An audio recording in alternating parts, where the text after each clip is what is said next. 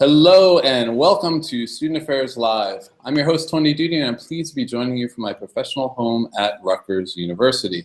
We broadcast on the Higher Ed Live network, and you can tune into Student Affairs Live along with my brilliant friend and co-host, Heather Shea, Wednesdays at 1 o'clock Eastern Time. In a moment, I'll introduce you to our guests, but we can't do that without first giving a shout out to the sponsors that make Student Affairs Live possible. Higher Ed Live is produced by M. Stoner, a digital-first agency committed to tailored solutions that drive real results. This broadcast is sponsored by ACPA, College Student Educators International. Support for Student Affairs Live is one of the many ways ACPA provides innovative professional development. Visit myacpa.org to discover additional personal and professional development opportunities. I want to take a moment to thank Kate Zulo and Carrie Locke, who are in the studio here with me today, monitoring the back channel, forwarding to me your best content and questions from the Twitterverse. And finally, I'm very honored to have with us today a fun and incredibly brilliant group: Jennifer Coip, Tia Brown McNair, Jillian Kinsey, and Matt Mayhew. So I'm going to ask each of you to briefly describe your current role, your current gig, and share with us your favorite single high-impact activity and why it's your favorite. So let me start from the left on my screen with Jennifer.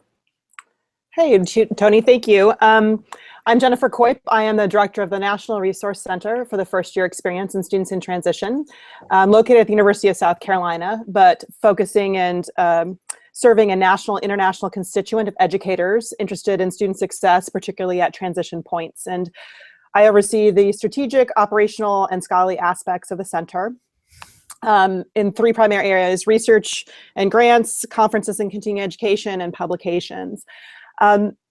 My research agenda and interests have primarily led me to study the first year experience and first year seminars the most. And so I guess in some ways, due to frequency speaks to favorites, we certainly have to say that that is my passion and my area of interest. But I have to be honest, and I think I'm going to foreshadow some conversations later, I'm really more excited about emerging and potential high impact practices, and some of those that, some things I see on campuses that they're doing very well that to me are potentially, I know the 11th slot has already been taken, but the 12th, 13th, and 14th slots on a hopefully growing list. So I'm going to say the first year experience and seminars now for the easy answer, and I'll get to the other ones later. Excellent. All right, Jillian. Hi, everyone. Jillian Kinsey from Indiana University, Bloomington, and the National Survey of Student Engagement and the Nessie Institute. And we've been studying high impact practices and all things related to student engagement for some time now. And if I'm never good at identifying my favorite of anything.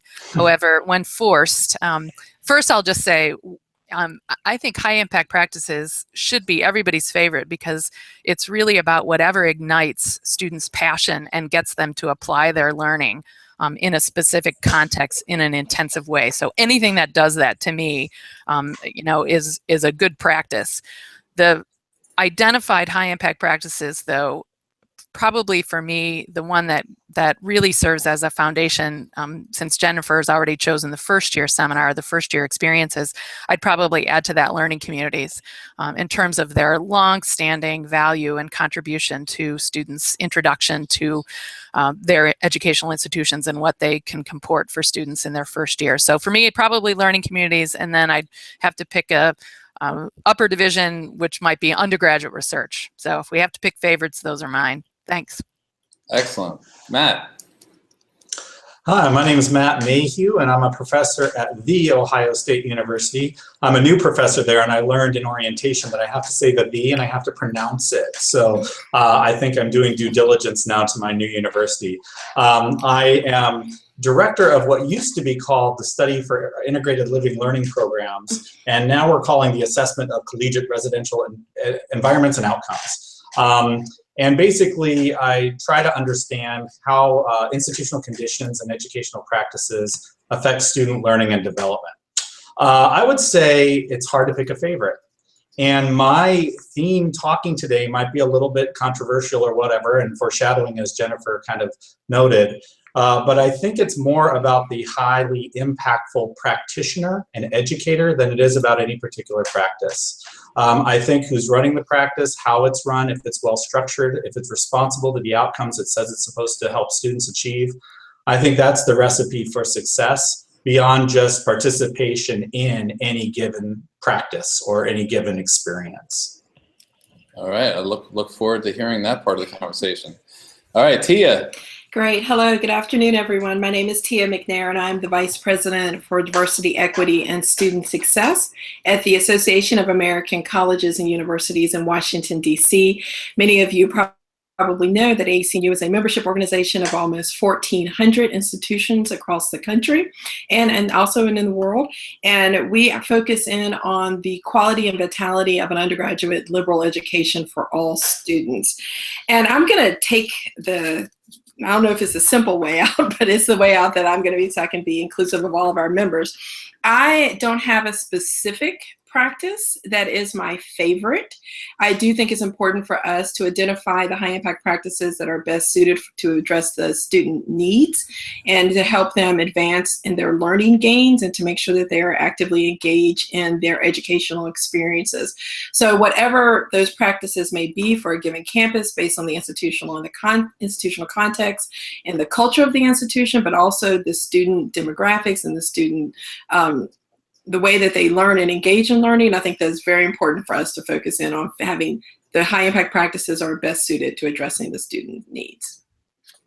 Excellent. All right, so I want to start off with some foundation here. And when I shared this episode with some colleagues, many times people reacted and said, what are high impact practices, right? And maybe you're alarmed at that, but I don't want to make an assumption that everyone understands that what we're talking about here. So Jennifer, we've already shared some traditional examples, maybe you can add to that list of things that are typically seen as high impact practices. But more important, what are the common traits and characteristics that high impact practices share? Yeah, I think that the definition that's most often used for them, and I'm going to quote George Koo, a colleague of Jillian's, they're the curricular or co-curricular structures that tend to draw upon high-quality pedagogy and practices and are in pursuit of 21st century learning outcomes, which are sort of this greater sense of learning to learn, connection to ideas and cultures and the community, leadership, those type of like larger scale outcomes. And they're teaching and learning practices that have been widely tested. I mean, these aren't just picked out of a hat. They're vetted and have been around for a while and have a body of research that shows that they have worked and shown impact on increasing rates of retention and student engagement. Now, when AAC&U first came out with these, thank you, Tia and colleagues, there was this list of 10, and we have talked about a few of them.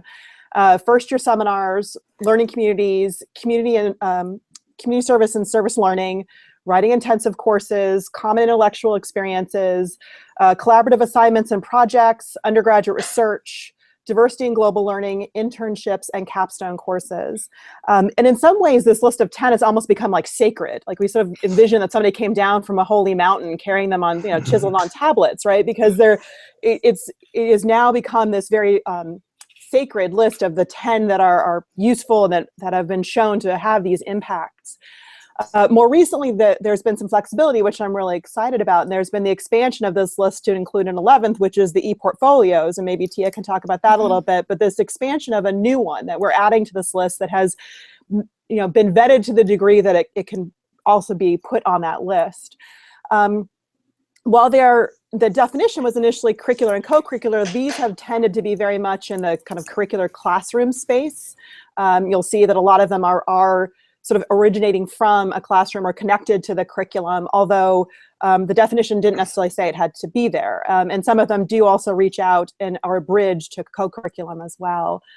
I think, as you suggested, what's probably more important than just this list of just doing them is doing them well. Because you can I think too often we run into the problem of saying, well, I offer a learning community without a real connection to outcomes or fidelity to what makes it impactful. More recently, George Koo coupled with Ken O'Donnell from the CSU system, and they identified really what makes these practices impactful, what makes them work. And that list of sort of 8 tenets has been the list that I think of as much more sacred than the list of the 10 practices themselves. And those are that performance expectations are set appropriately high. There's a significant investment of time and effort by the student. Interaction with faculty and peers about substantive matters, not just sort of like when's something due or hey dude, what's up, but actually having engaging conversations with faculty and peers. Experiences with diversity that really bring meaning to the idea of diversity, intercultural competence, that are talking about that space, what's happening. Frequent, timely, and constructive feedback. If the student's just engaging in this high impact practice but isn't really understanding what is going on, without that feedback, it really can be a void. Opportunities to reflect and engage in integrated learning. And opportunities to apply it. I mean, relevance in a real world setting is a big part of what makes these useful. And then last, this idea of a demonstration of competence, most often kind of in a public setting, either with peers or faculty or other communities. But those 8 elements make these impactful. And I really appreciate that list a lot, and I am a big proponent of that list. I want to go back to something Matt said, though, because I think a big piece of high impact practices is that, again, they can't be in name only. And so there has to be this commitment to a connection, to maintaining a connection to outcomes, a commitment to assessment and continuous improvement, this idea that you have high impact sort of systems, that you're connecting the dots, you have high impact educators engaged in it. I think that there's a lot of effort put on just like these sort of dots, and a lot of it has to be connecting the dots, both within a high impact practice and between them. So my colleagues can jump in there and correct or confirm anything, but that's my primer on high impact practices. All right, I'm hearing nothing. I'm going to move on. I think you covered it, Jennifer. Matt, can you address some of the cognitive and personal development benefits? Why HIPs? What does it do for us? Yeah, and most of what I'm going to say comes from the recent volume of How College Affects Students that I worked on with some amazing colleagues. And we were able to kind of provide an overview and a synthesis of over 1,800 empirically based studies to really try to isolate what's going on in college by way of experience and practice, and how those experiences and practice influence learning and development, including content mastery, cognitive development, psychosocial identity development, moral reasoning, persistence, and whether or not these students make economic gains and what are their career choices based on some of the choices they made during college. And what I can say is basically the evidence is mixed with regard to some of these practices. Most of the evidence that shows that these practices have an influence on these outcomes are from survey research, where students are checking a box and saying, I participated in this, and there might even be a pretest involved, and folks get together and they do some statistical modeling, and they're able to show a relationship between participation in said practice and one of these outcomes. Very few studies in our field are quasi-experimental or experimental by design. There are some. And the ones that are out there show some promise. There have been some things out of MDRC to look at learning communities. And like Jillian said, that is something that we should pay attention to, because learning communities have shown in experimental studies some relationship with persistence and degree attainment and content mastery, especially within community colleges. And so there is some work out there that actually are looking at experimental designs to talk about these things. But it seems like results continue to be mixed, and this is over decades of time. There's no silver bullet. There's no way of saying if you participate in this practice, then you will make these gains. And with more studies becoming more nuanced, we're able to look within the practices to see what actually matters and which practices matter for whom. Right? A lot of the high impact practices are so embedded within the hidden curriculum. Folks who've never been to college or don't have any sort of navigational capital to even know they exist, don't even know to participate in them. And one thing that we've been able to see is they do work and are effective, for example, for folks from lower socioeconomic narratives. And so the question then becomes, how do we reach folks with the information that we have about practices, for whom are practices best tailored and most appropriate? And then how do we evaluate these practices, not just assess them, not just see correlations, but how do we evaluate those practices in terms of their effectiveness on learning? So that's kind of where the nature of kind of a lot of the research lies. And I welcome any kind of comments from my colleagues on any of this.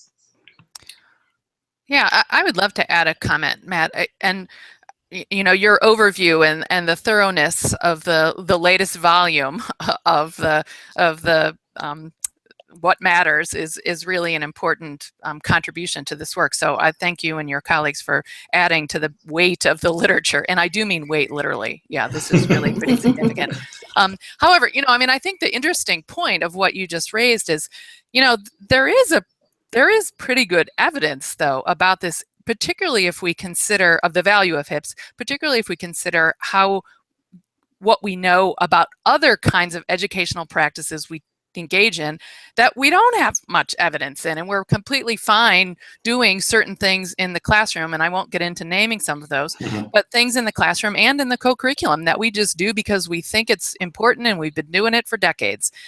So I don't mean to minimize what you're saying, but I think I also don't want people to think that somehow certain practices like first-year seminars don't have a rich enough body of research. I take your point, though, that one of the most important things we can do at an institution level is really identifying what are the right practices given the students that are coming into our institutions and the kind of culture we're trying to create and the goals and context for what our institution is all about.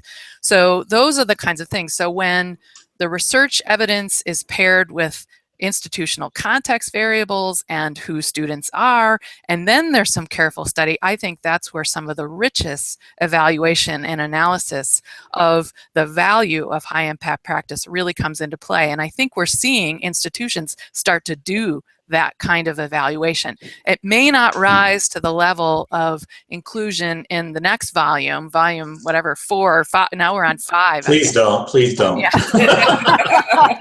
It may not rise to that level, but you know, it's really valuable. So, you know, I want to encourage institutions to really look into the practices that they're implementing and to do that kind of evaluation, even on near-term goals like, is this increasing our students' satisfaction and more importantly, the quality of their learning in the first year, or in applying research to practice, or in helping them understand how to work with diverse communities? Are they gaining in those kinds of skills at the institution level? So I take your point, but I think there's a lot more we can do at an institution level to really examine this more thoroughly. Right, and I just want to jump right in. I mean, just to extend a little bit of that, what Jillian just said, and then a couple points that I want to go back that connect with what Jennifer said. So for ACU, we are really much focused on not just looking at indirect assessment, Matt, like you were mentioning with the survey results and student self-report, but also the direct assessment of student learning outcomes. We are really focusing in on the design of the high impact practices, based in what Jennifer talked about earlier about the quality elements and how those all intersect with looking at students' demonstrated achievement of the learning, the defined learning outcomes associated with their participation in certain high impact practices. I think we have to get to a point where there is intentionality by design when we go into thinking about the right high impact practices for this particular campus or these particular students, and really stating clearly the benefit for them for participating in these high impact practices will be the result of these learning, improvement in these learning outcomes, or having these learning gains, or having increases in these student outcomes. And I think we need to just focus in on looking at indirect assessment with direct assessment to making sure that both things are happening in a way that students are improving in their educational experience. And Jennifer mentioned something. I want to make sure that we put a plug in for the ePortfolio and High Impact Practice. We did release that in January at our annual meeting. It's a book on ePortfolios and High Impact Practice by Brent Einen and Laura Gambino. So if you haven't had a chance to pick that up, I strongly encourage you to do so. Can I just add one more thing? We've talked a lot, and I love the fact that we're basically setting the agenda for the next stage of research on these practices, which I'm nerdy enough to get excited about. But in any event, I also think that it's not just about like which high impact practice and which outcomes and which students. It's also, I want to go back to the point that we've danced around a little bit, and is this idea that not all high impact practices, even of the same name, are the same, right? So Exactly. I think there's also a degree of interrogating, unpacking the high impact practice itself. So a learning community can mean anything from co-enrollment to a living learning community, and that's a pretty wide range. Yeah. And a first year seminar can be anything from a sort of a very brief 1 unit extended orientation course to a highly intensive academic 3-credit course within your major in your school. So I think a lot of it also is that historically, Matt, some of the problems of this have been that people just sort of, the connections you're talking about were not only limited by self-assessment of the outcomes, but also the fact that students said, yes, I took a first-year seminar, or yes, I engaged in learning community, without really understanding what that looked like and the range of choices that institutions have control over to make that impactful in terms of who's teaching it, number of credit hours, how it's delivered, where it's embedded. There are a number of ways an institution can structurally affect that high impact practice and thereby also lead to instructional outcomes of that experience. So I love that we're saying that basically the next generation of this work has to unpack all elements of that equation of who's engaging it, what they're engaging in, and how it actually affects, what outcomes it's affecting. So I think we're just basically saying we need a more sophisticated work on something to continue to improve it, right? So I think so too, because not every practice is high impact. And we say that over and over again. Just because a campus is doing it or engaging in it does not make it high impact. Mm-hmm. Well, Matt, you certainly stirred the pot and got the conversation going on this one. Do you want a final word on this topic? Well, final word sounds so ominous. But I'll say this. I agree with my colleagues, and I don't mean to throw the baby out with the bathwater, but I do believe that there's room for improving the practice of evaluation within higher education. And I think that if you look at how we do research, evaluation, and assessment, there are different dimensions to each of those. And I think when we bring the pieces of those puzzles together, we'll be able to speak to the very practices within the practice. So what are educators doing by way of feedback? What does effectively helping students negotiate across racial difference look like? How do we do it? Who are the facilitators charged with this? Have they been trained? Regardless of whether they're in a living learning community or they're a study abroad coordinator, do they have the skills to do this high-level work? And so I think that with all of those research components coming together, we're going to have a better sense of all those things. But all the research is very important on these issues because we really do believe that educators can design these kinds of practices that help influence learning and development. Mm-hmm. Mm-hmm. So Jillian, you mentioned the institutional benefits. So if I'm a university president or chief student affairs officer and I'm looking to change climate, is there evidence that points to the impact of HIPs on the institution? Well, I think there are lots of levels to look at this. And, the one that probably most institutions key into immediately, and that's really attracted a lot of attention, is the value that high impact practices have to first year retention, persistence, graduation, reducing time to degree, increasing levels of engagement around, student faculty interaction and quality of contact with peers, and some other dimensions, and the most important one being deep learning. So actually having an effect on learning is, I think, one of the highest goals that we should be after. I think there are probably some other outcomes that institutions are attracted to, like, for example, the value that internships and having capstone and practical work experience afford students, making them much more likely to be employed post-college or to get into graduate school if they've had a fabulous undergraduate research experience. So I think there are a lot of outcomes that have really gone even completely underexplored in the literature and even at a campus level evaluation and assessment angle. But I think those are probably the ones that institutions key into first, is the retention, graduation, reducing time to degree, increasing quality of learning, and increasing eventually workplace employability and graduate school success. So I think those are the things that people consider first off. The wider, more broader campus value, I think, is just that you're creating these rich, vibrant, spirited, intense learning experiences. If you do that in an intentional way, you're really engaging the whole campus, your faculty, your staff, students, in creating the kind of vibrant learning experience you want. I mean, if we think about all, if you look out on a campus at what institutions typically report out as kind of public information about kind of here are the best kinds of experiences you can have at our institution. Rarely is it about the experience you can have in Chemistry 101. You know, it tends to be about these incredible study abroad experiences, or the student that had this great research experience and identified made some major contribution to the field. So those tend to be the kinds of experiences we highlight in our view books and on our websites. So how can we make those kinds of experiences more widely available so that every student has an experience that's at that level of vibrancy and engagement? To me, that's what we're really trying to affect on a campus level. How do we make them more widespread?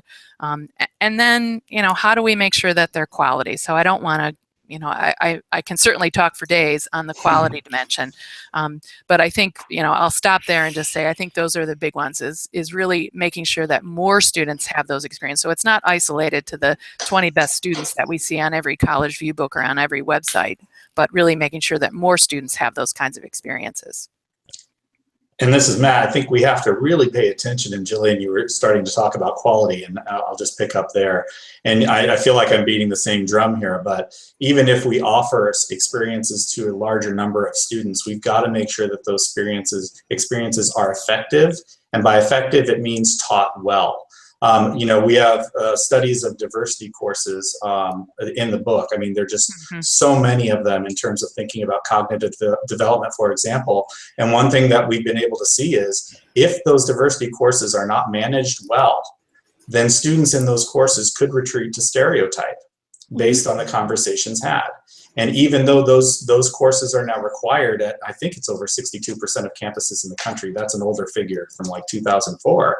If we're proliferating those experiences and saying everybody needs to participate in a diversity experience, but we don't have folks in the classroom or in the co-curricular spaces that know how to effectively work with those issues, then we run the risk of doing harm and actually compromising some of the very outcomes that institutions elevate to importance.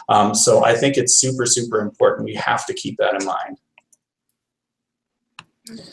Yeah. You know, that's a fascinating point. We're dealing with here at Rutgers for the first time a common essay during new student orientation, and we have upwards of 450 students coming in per session for 15 sessions over the course of the summer.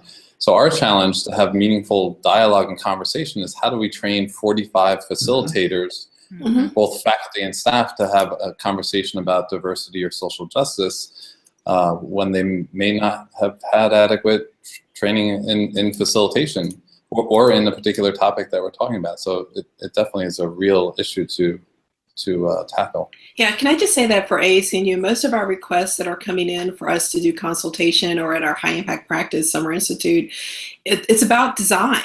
It's about design elements and not just about examining, like I know we're going to talk about the equity question in a minute, but it's mostly focused on how do you design high quality learning experiences for students, and how do you raise and address that question that you just raised, Tony. So. Yeah, and I'll just add one thing really quick. I think it's what's supporting some efforts on campuses to develop taxonomies and more in-depth descriptions of the qualities that we're seeking in the experiences, and to ensure that, you know, the quality of those experiences are being evaluated in the design and implementation of high impact practices. So places like IUPUI and many of the CSUs, the Cal States, have gone into elaborate definitions of taxonomies that really start to help people understand what is it that we're trying to do here and how will we know that we're doing it well. So I'd encourage that. And the other thing I think I would pull in, again, the talents of our student affairs colleagues, who I hope are on the line today, is that, you know, I think we're another untapped resource are the value that student affairs educators bring to the high impact practice world, and really assuring that in the conversations that Matt was just referencing around diversity experiences and diversity educational experiences, too often those experiences are undertaken without involving student affairs educators who have incredible expertise and knowledge about how this particular practice affects students or in facilitation. And that's where I would like to see a lot more student affairs involvement around these high impact practices to improve quality. So Tia, you mentioned this, and Matt, you introduced this into the conversation. What is the impact of high impact practices on historically underserved students, and how do we ensure equitable access for everyone? So first, there's definitely, I mean, based on the research that I've done with my colleague Ashley Finley, and then the work that Jillian and a lot of others on this call have done, we've seen the relationship between student participation and high impact practice and their reporting of higher learning gains. And we've looked at the work that George has done and others in relationship to retention and completion. We talked about that earlier. I want to step back for a minute for us to talk about campuses even being able to understand the equity gaps that exist so that they can do the targeted interventions. When ACC&U did our member survey a couple years ago, we found that many of our campuses don't even have defined equity goals related to high impact practices. They haven't, or maybe if they don't have the institutional capacity or they haven't done this yet, looked at their own institutional data to figure out, you know, where are the equity gaps? Who are the groups of our students who are underserved? And we use underserved at ACC&U because any student can be underserved on a campus. I mean, you have to really identify who that is, whether it's a first generation student, whether it's a low income student, whether it's a student of color, whether, I mean, however you're going to define it, whether it's an adult learner or more traditional student. So just even defining what your equity gaps are and defining what your equity goals are in relationship to what you want students to actually achieve is the first step. And we're asking campuses to take that time and look at their institutional data for that. And then also there is, like I said, a relationship between student participation. But again, that is one area of seeing. I mean, that is indirect assessment. What we are encouraging campuses to do is to start looking at whether or not students who participate in those practices are actually, from their performance metrics, they're actually performing at a high level and meeting those performance descriptors that we talk about in the value rubrics, the valid assessment of learning in undergraduate education, where you're looking at students' actual work products as a result of their participation in that high impact practice to see if they're making learning gains. That is deeply important to helping establish whether or not you're meeting the equity and learning outcomes gap, which is what we need to be focused on, as well as the traditional measures for student success. Cool. So I'm gonna jump around here a little bit because I'm getting some questions from Twitter, so I'm gonna try and parallel what they're asking. George Koo suggested in 2010 that high impact practice key conditions can be adapted and incorporated to any teaching learning situation, both inside and outside the classroom. So what I'd like to do is a quick lightning round. It wouldn't be a Higher Ed Live episode without a lightning round, and ask you to each give us some examples. We'll just go one at a time using HIPs outside of the classroom. So in other words, what are some areas that you would like added to this, I think you called it the sacred tablets, Jennifer, of HIPs. And Jennifer, we'll start with you. Just one at a time. Can I give you three? I'm going to go first. No, because then you'll take No, you're going to take everybody else. Okay. The one I really would love to see is peer leadership. Under the umbrella of that being peer advisors, supplemental instruction, residence life mentors, orientation leaders, all of the students, because I think we were talking earlier about renewable resources. One of the most ignored renewable resources on our campus are talented students who are engaged right now in peer leadership and student paraprofessional roles, and they are highly impactful and have a lot of those tenets. That's the one. All right, Jillian, you're up next. All right, mine is meaningful campus employment.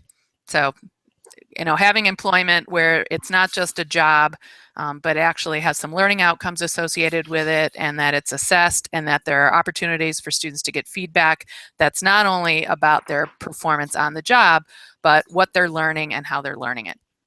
Very good. All right, Matt.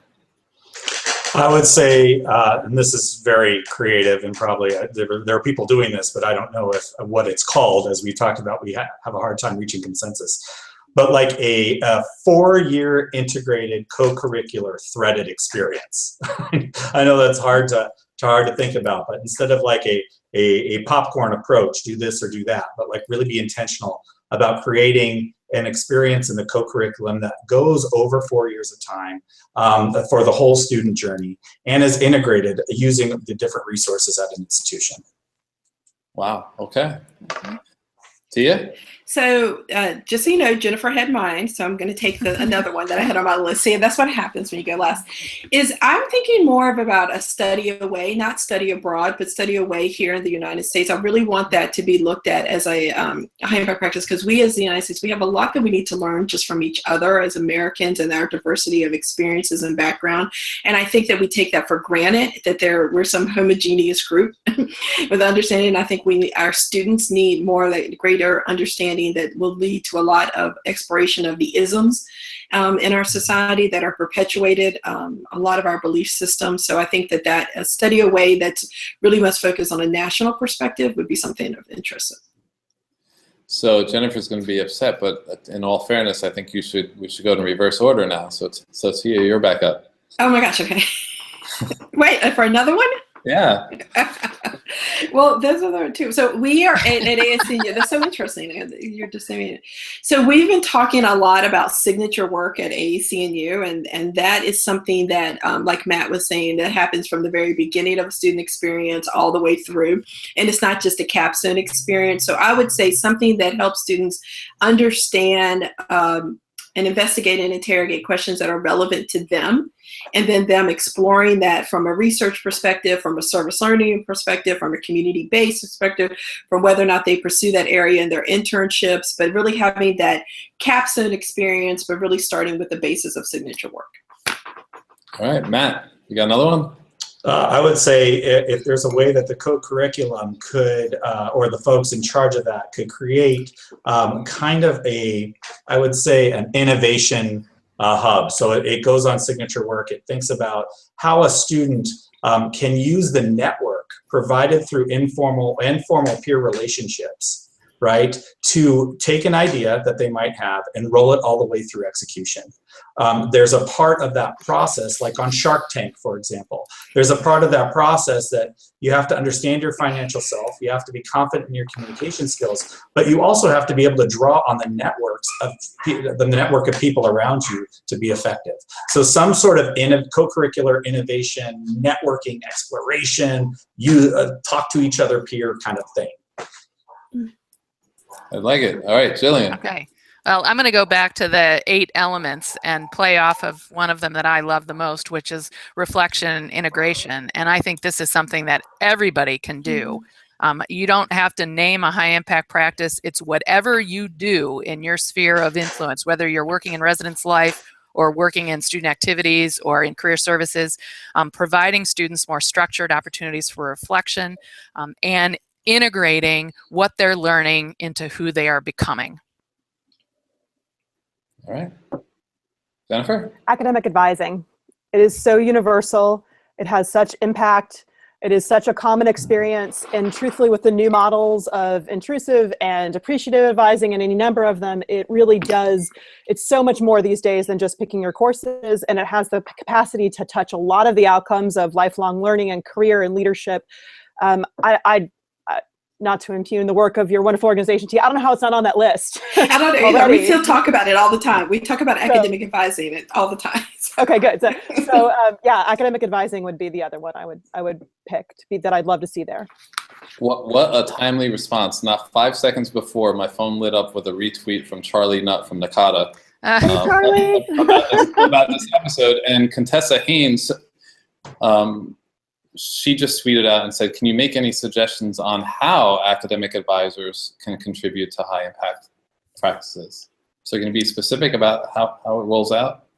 Well, I think that, as we've talked about those 8 tenets, right? How do you make it so that academic advising includes, reflection, and it already has, I think, real world application in terms of the ability that you're talking about. How do you take what you're learning in the classroom and turn it into a major, a career, a passion? And I think that Jillian's definition of high impact practice as being something that ignites a passion in a student, I don't see a better place for that, bringing that all together, than in academic advising, where you're talking about student learning, student experience, their co-curricular world, their choices they're making throughout, whether it's which class to take or for which major to pursue, or sort of any other number of different academic and personal choices, and how that leads to a path of career, leadership, citizenship, community support after college. How are you building a portfolio that's going to lead to sort of a productive citizenship and employment and humanity. So I think that those 8 tenets are a way to get at that, very much so. So how do you plug those in? And if you look at them, I think majority of them are already there.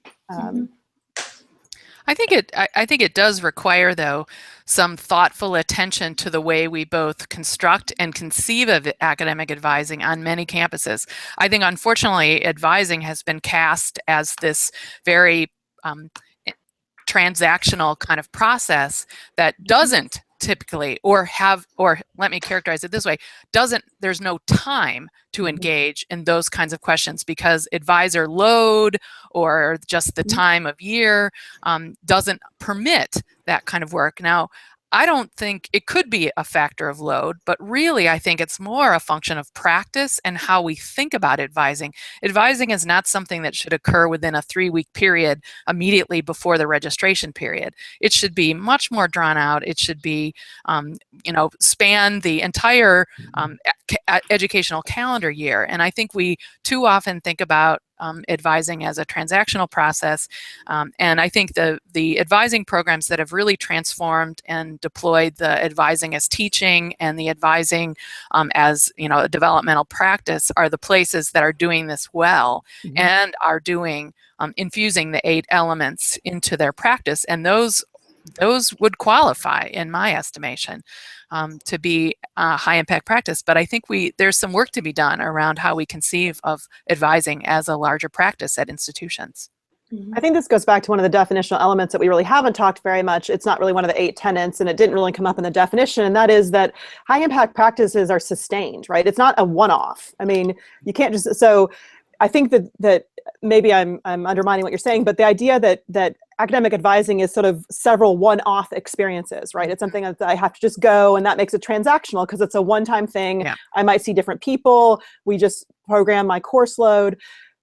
That really isn't a high impact practice. The idea of a sustained, sustained investment of time and energy, and it's something that's iterative and cyclical and systemic. Yeah, academic right? planning, right? Exactly. Academic planning, not Right. So I think that's a great point, and one that is probably true of most of these, right? Like we have to make sure that they're not one-off experiences.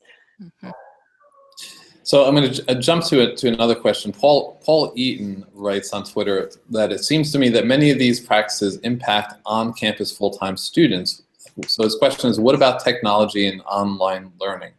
So Jillian, maybe you can, or Tia, you can talk about the use of technology with portfolios, electronic communications, online learning to complement and construct these high-impact pedagogies.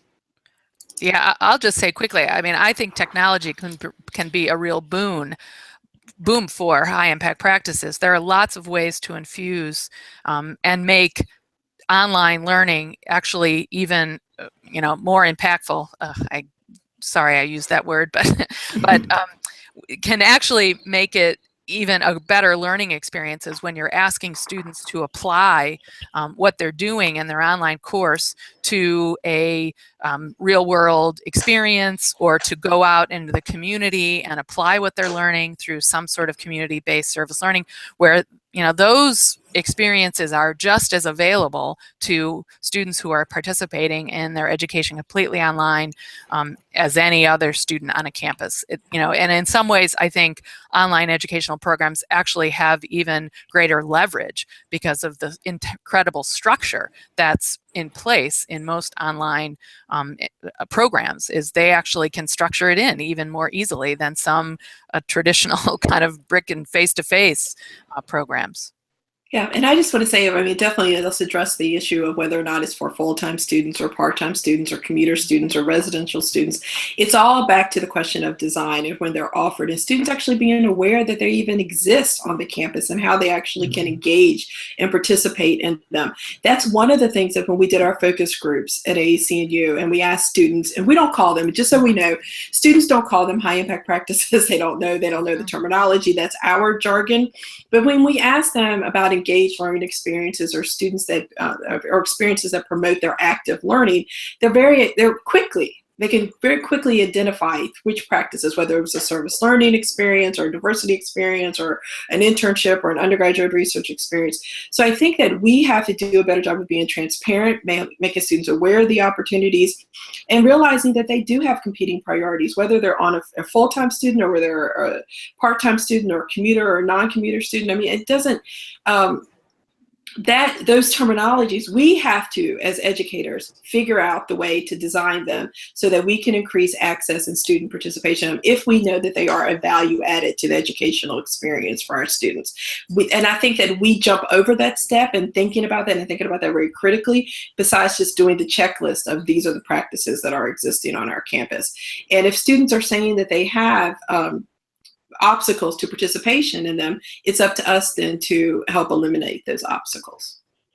And yeah, let me just add really quickly, you know, from the research, it looks like folks who participate in online courses, they do make gains in terms of content mastery. Mm-hmm. The results are mixed with regard to cognitive development. And the participation in online learning has a negative association with persistence and retention at an institution. So when we think about that as an opportunity for the co-curricular educator to come in and say, how can I contribute to this online presence in ways that's going to build community, in ways that's going to strengthen the commitment that these students have to the institution so that they persist here and they attain a degree here, so eventually they have greater economic gains and land the good jobs, right? So there is a space here for real innovative thinking around how co-curricular educators can infuse their expertise in ways that help students really increase their sense of belonging or their institutional fit. And I think that that's something of importance to move forward on. Can anyone give any examples of how you might do that? How would you infuse a sense of belonging into an online experience? Well, I think you start with what Jennifer started with the whole conversation, those 8 tenets, right? Breaking those down. How do those look within an online environment?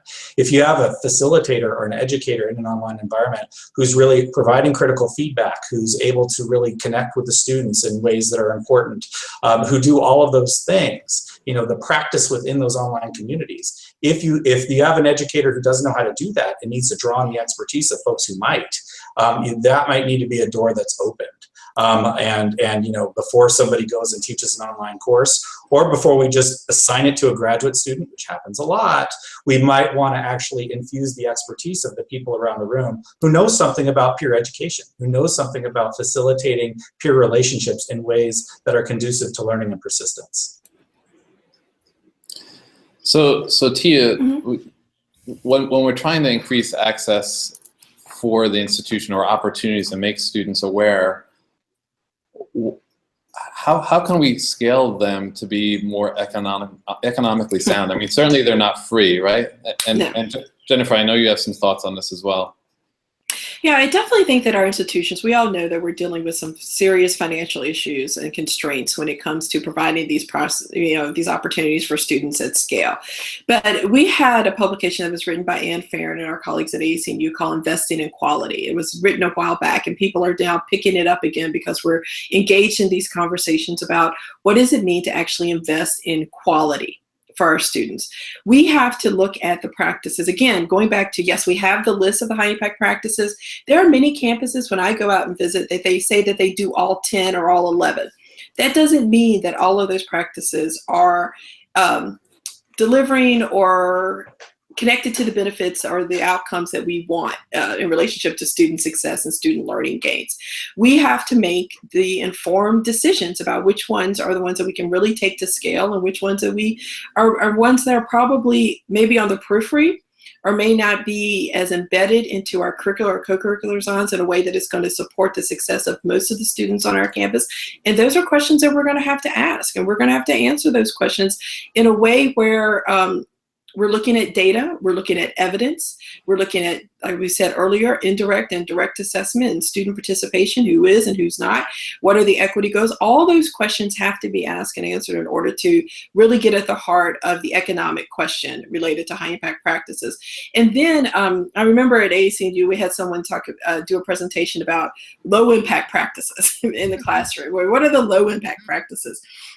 that we can do. There are ways for us to think strategically about embedding some of the quality elements that we've all been talking about today into our assignment design and into the work of what happens in the classroom. It doesn't have to be full-scale elements of doing complete parts of undergraduate research, but we can actually teach students the components of what it means to be a researcher, how to engage in inquiry, how to raise questions at our research role, how to actually examine evidence. Those are part that fit into a larger whole that we can also think about in a more systemic way.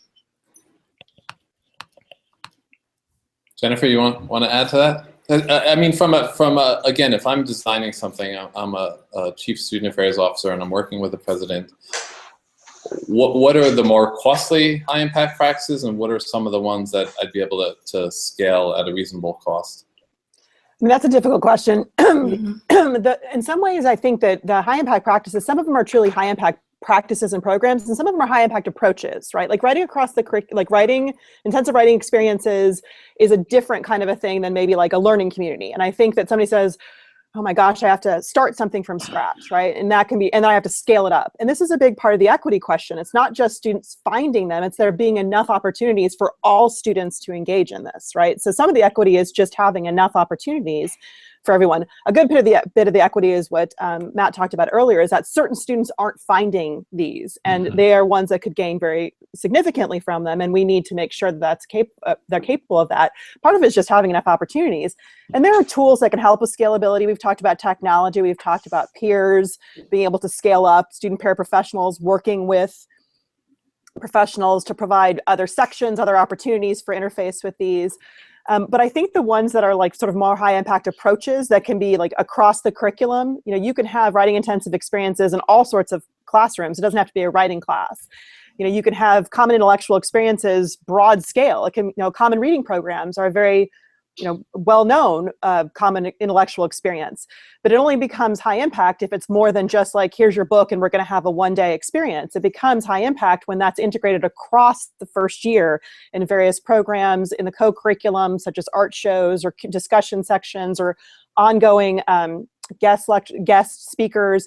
It also becomes much more of a high impact practice when it's embedded as a supplemental text for your first year seminar, or becomes a optional textbook or the textbook for your writing courses or your English courses. So a lot of these can be infused across. They're already very scalable because they're really much more approaches than they are a program. So sometimes I think that's a good place to get some footing, is the idea of like having something that's an approach that can be infused across the curriculum rather than I have to build a learning community from scratch. That can seem daunting and very difficult to scale.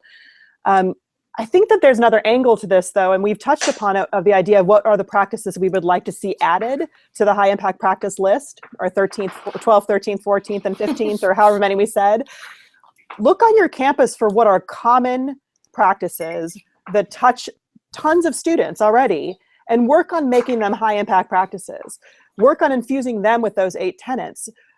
So that's a different angle to come at rather than trying to scale something up. Find something that's already very scaled and try to infuse that with some of those principles to make it a much more learning, you know, so that it can ignite the desire to learn that Jillian was talking about before, so that it can really engage a student in a relevant learning experience, even if it's not necessarily a curricular-based learning experience. You know, think of all the transactional services students have to go through. I can't think of a better place to be teaching financial literacy than financial aid and the bursar's office and all these places, right? I mean, so how do we then infuse processes and programs that are already very common with some of these principles? And I realize I don't want to try to minimize or undermine something that, like you said, Tia, not everything is high impact. Not everything can be high impact, but we can infuse some of the high impact principles across many things that are very common. I also want to say, speaking to what Matt said, the idea that faculty and staff development has got to be huge to create an environment that is run by high impact educators. If you start doing that, I think there's a lot of potential to make many different things high impact and to capitalize on something that's scalable, because that's already happening.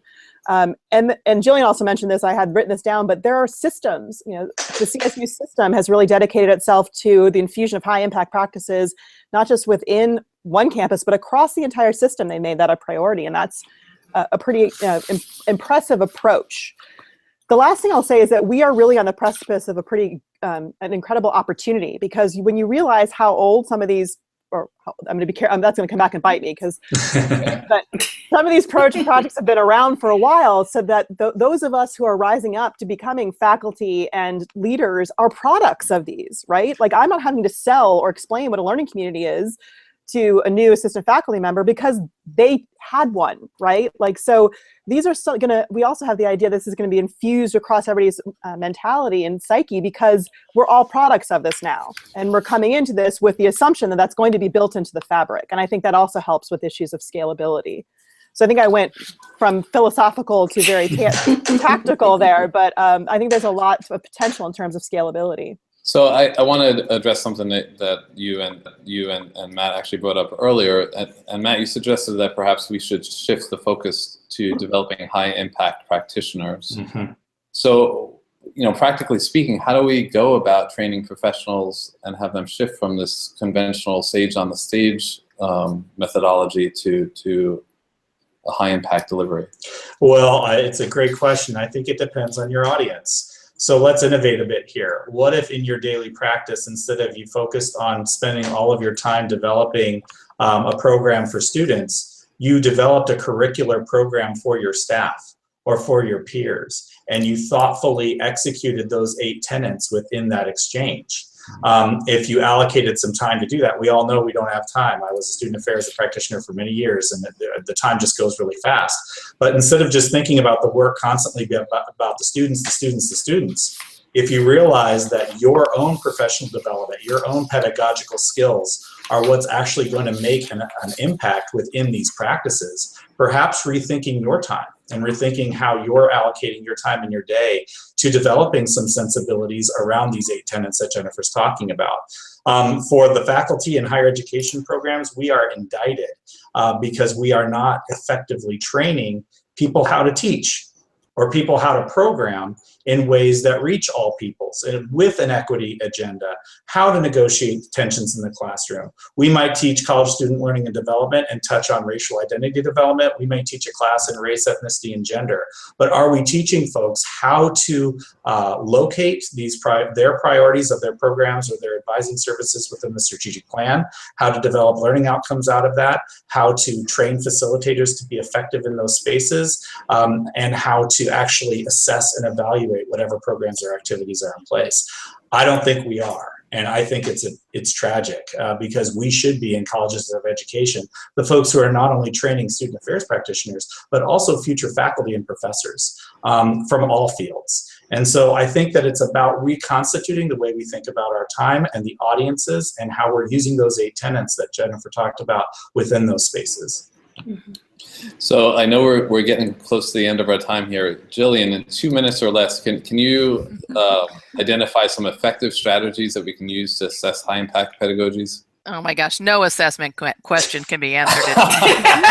So it's all about Nessie. I'll just say, Nessie. well, of course I have to give a plug to Nessie as a one way in, and I will say it's just one quick way in, because the true answer to evaluating the questions about quality and learning outcomes and equity really have to be much deeper than that. So I think, Nessie results and other individual campus inventories of high impact practices can give you a broad sense of what's the penetration of these practices on our institution and who's benefiting and who's participating. But then you got to go in and get some direct assessments of student learning using the value rubrics, thinking about pairing direct measures of student performance and actually looking at what are students producing in these high impact practice experiences, which also focuses on, are we engaging them in quality assignments and activities in these experiences? So that dedicates some attention to the quality of their work as well. So direct and indirect is necessary for this question. Yes. That was good. That was way under 2 minutes. So in the final few minutes, can I ask you all, and I can put these all up on the website, anything that you share here. Can you each share a few resources, websites, books, conferences, newsletters, your associations that can help the viewers continue to learn about and explore the topics that we discovered today? Yeah, so I'm just going to say we are about to launch our HighImpact Practice and Student Success Institute this Saturday at Boston University. We have 48 campuses participating this year. It's our largest institute on high-impact practices and student success to date. So for those of you who are interested in thinking about this team-based approach, we encourage you to look at that as an opportunity for next year or the years going forward. And AAC&U, we have a number of resources on high-impact practices located on our website. And then checking out the new book that I mentioned earlier about e-portfolios and high-impact practices by Brent Einen and Laura Gambino. Great. Matt? Well, I would plug my own book, but Jillian has it on her desk behind her, Yeah, so I can rely on her to do that for me. That's impressive product placement. Of course, in addition to that, I really like the work coming out of AAC&U. I love the rubrics. I love the reports. I think they're succinct. I love the nod to creative thinking. I think they're innovative and they're pushing the field forward in those spaces. I would also recommend looking at MDRC. Now, I went earlier to find out what MDRC actually stands for, but Evaluation Shop that really does good work around quasi-experimental and experimental designs. And they've looked at learning communities. They've looked at some of the practices that we talk about, but they've been able to get grants to really like randomize and look to see what is actually effective in terms of some of the outcomes we talked about. And I think it's an untapped resource for higher education folks. So I like to go there every so often to see, okay, what grants do they have? What did they win? Ooh, look, they're looking at learning communities and community colleges, for example. What did they learn? Is there a report out there? So that is an untapped resource that I would definitely give a nod to. Super. Jillian? Well, again, I'll point to some resources that NESE has made available, both in terms of presentations that are available on our website and also publications that are available. But the other resource that I think is worth pointing out is even just some summary tables that we have available in terms of participation. So if you're not a NESE campus, you can still get a flavor for how pervasive our particular practices across institutions of different types, how present and how involved are first generation students or students who are transfer into an institution or biracial ethnic groups. What's the level of participation by those student groups if you're interested in really understanding the characteristics of certain student groups or by institutional characteristics. So there's some work that curious researchers or curious practitioners can do on our website as well. Great. Jennifer? I'm also going to sort of plug some of the resources we have, but I want to say I love the AAC&U resources, and I also think we haven't really talked much about NILOA and what that offers in terms of assessment resources. That's out of the associated with NESE as well, and so I would highly recommend those. We at the center are hosting an institute on developing and sustaining first-year seminars. So if that's a that's a high-impact practice you're interested in, that institute takes place July 28th through 30th in Savannah, Georgia, and you'll find information on our website about that. And we have several publications. Actually pulled them off the shelf so I can pull a Vanna White here. But we have our newest one is What Makes the First-Year Seminar High Impact. And we have two that are really about connecting the dots between high impact practices. There's one about building synergy between first year seminars and learning communities, and another one about writing and the capstone experience. And we have several of our research reports that do the job of using national data to unpack the different ways and choices that you can develop first year seminars, senior capstone experiences, and even some high impact practices in the sophomore year. So I'd say take a look at our publications catalog and that institute as well coming up. Fantastic. And please, everyone, if you could, I'm getting a lot of questions here about those resources. So if you wouldn't mind emailing to me, I'll float them up onto our webpage there. Sure. Thank you to everyone. This was obviously a popular topic. We had quite a few people watching this live broadcast. I encourage everyone listening and certainly our guests to share this with your associations and your networks. And thank you for taking the time to share your wisdom and knowledge with us today. I will be back in July with an episode on strategic planning, and Heather returns next week, fresh from her travels in Europe, with an episode on study abroad, the high impact practice. Mm-hmm. You can receive reminders about this and other great shows by subscribing to the Higher Ed Live newsletter. You can also browse the archives at higheredlive.com or subscribe to our iTunes podcast and listen to it on your drive to and from work. if you drive to work. I'm Tony Duty. Thanks for watching, everyone. I hope you make it a great week, and I look forward to seeing you soon. Take care. Thanks, everyone. Thanks. Thank you. Bye. Bye-bye. Thanks.